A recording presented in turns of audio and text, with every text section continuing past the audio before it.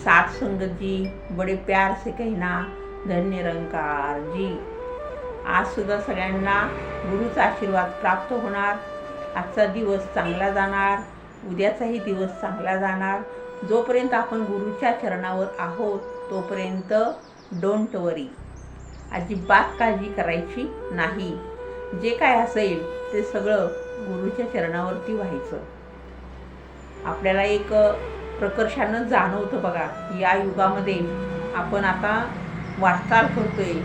आपल्या असं लक्षात येतं की माणसाकडं श्रीमंती नाही ओरिजिनल, तरी पण लोक श्रीमंती दाखवण्यासाठी अनाठाई खर्च करत असतात। छोटंसं घर आहे पण त्या घरामध्ये समाधान नाही। 40-50 लाखाची गाडी आहे पण त्या गाडीतली बॉडी आनंदी नाही। असं हे जीवन धकाधकीचं का म्हणून माणूस जगत असतो? तर विचार सुंदर आहेत, ऐकतो, पण आचरणात आणेपर्यंत खूप त्रास होतो आणि मग एरे माझ्या मागल्या आणि ताककण्या चांगल्या, अशी काहीशी परिस्थिती समाजामध्ये आपल्याला पाहायला भेटते। आणि आपले जर स्वतःचेच विचार जर बदलत नसतील तर एक दाशी उदाहरण ठेवते। विष्णूचं जे एक वाहन होतं शेषनाग, एकदा शेषा तो आजारी पडलेला असतो आणि मग विष्णूंना खूप काळजी पडते। विष्णू वैद्यराजांना बोलवतात, सुषेण वैद्यराज असं काहीतरी नाव, त्यांना बोलवतात आणि एक औषध लिहून देतात, मात्रा औषधाची, आणि ते तिथं औषध ठेवलेलं असतं। तेच विष्णू त्या शेषाला औषध देतात, पुन्हा तो आजारी पडतो। असं रोज चाललेलं असतं। मग विष्णू म्हणतात की काय झाले ह्याला नक्की ते तुम्ही बघा। मग परत एक दिवस सुषेणजी म्हणजे वैद्यराजांच्या लक्षात येतं की ते जे औषध तयार केलेलं असतं शेषासाठी, त्या औषधावरती शेषाची दृष्टी पडायची आणि ते विष बनायचं। मग अशा पद्धतीनं ते विष त्याच्या पोटात गेलं तर त्याला ते त्रास द्यायचं आणि तो बरा होत नव्हता। म्हणले ह्याचे डोळे बांधा आणि डोळे बांधून ह्याला आता ते विष द्या।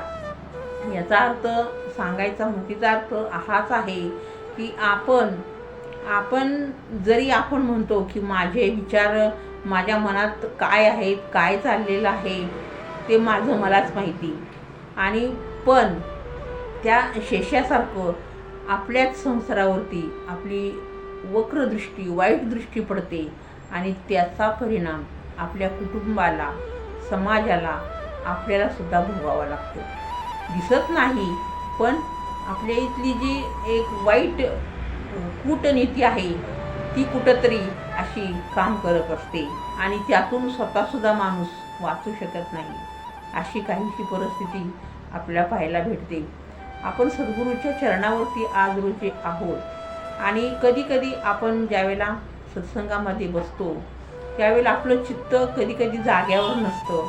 मनामध्ये एक वादळ उठलेलं असतं की माझ्या जीवनामध्ये एवढं दुःख आहे, मी एवढा सत्संग निर्माण करतो, मी गुरुचरणावरती आहे, मी सगळं हे करतो, पण मला का त्रास होतो, मला यातून सुटका कशी माझी होईल?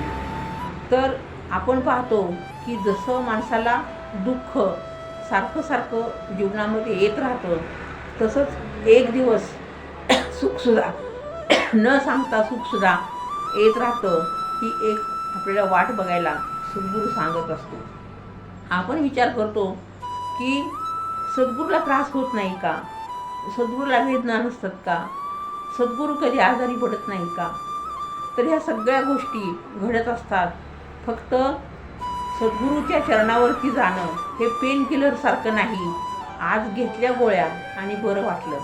तर सद्गुरू हा सर्जन आहे आणि तो हळूहळू आपल्यातले जे वाईट शक्ती आहे ती नकळतपणे बाहेर काढत असतो आणि एक दिवस आपलं आतलं अंतकरण, ज्या वेळेला सगळी किलमिश आपण म्हणूया किंवा कचरा जो बाहेर जातो त्यावेळेला नंतर सद्गुरूच्या विचारांनी, आपल्या सत्संगातल्या विचारांनी आपलं हे अंतकरण पूर्ण आनंदानं भरून जातं आणि हे आनंदानं भरलेलं अंतकरण परत कोणाकडेही दुःख सांगायला जाईल असं मला नाही वाटत, कारण दुःखच उरत नाही।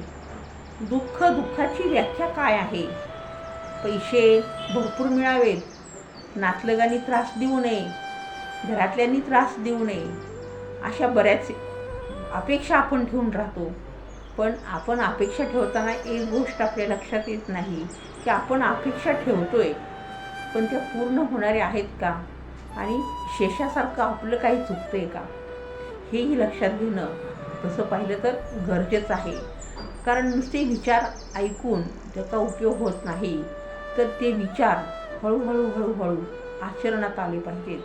ज्यावेळेला आचरणात येतात, झाडाला आपण बघतो, झाड लावलेलं आहे, त्याला सुंदर अशी फळं लागलेली आहेत, पण आता मला ते फळ घरातच येईल आणि माझ्या तोंडात जाईल असं नाही होत हो. आणि ते झाड लावायसुद्धा किती कष्ट पडतात.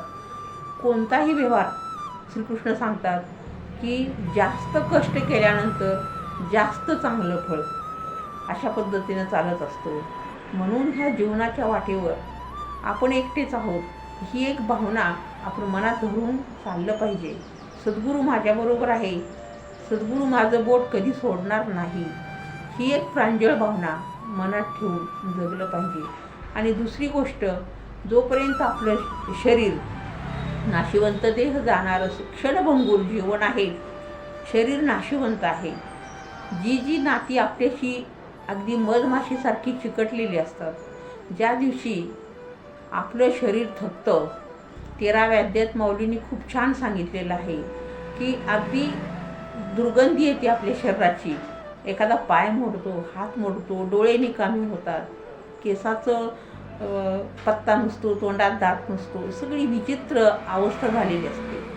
अगदी नवसे होती इतरे मरणे माझ्या, म्हणजे लवकर उचला, आता काय याचा उपयोग नाही. पण अशा वेळेला पुन्हा एकदा ऐका, ज्या वेळेला आपलं शरीर पूर्णपणे निकामी झालेलं असतं, त्याच्यामध्ये काहीच त्राण उरलेला नसतो, तरीसुद्धा हा निरंकार आपली साथ कधीच सोडत नाही. शेवटपर्यंत तो आपल्याला जोडून राहतो, आपल्याबरोबर तो शेवटपर्यंत चांगलाच व्यवहार करतो. आणि ज्या वेळेला सगळ्याच गोष्टी थांबतात की एक पडदा पडतो, हे प्रत्येकाच्या जीवनामध्ये घडत असतं, त्यावेळेला तो निरंकार जुने वस्त्र सांडीजे, नूतन वस्त्र वेडीजे, अशा पद्धतीनं त्या शरीरातून तो दुसरीकडं मार्गस्थ होतो. म्हणजे शेवटपर्यंत साथ देणारा गुरु आहे. हे आता तरी किती तुम्ही उदाहरणं ऐकणार, किती दाखले ऐकणार, रोज त्याच कथा, रोज तेच दृष्टांत. प्रेमाने बोला. धन्यवाद.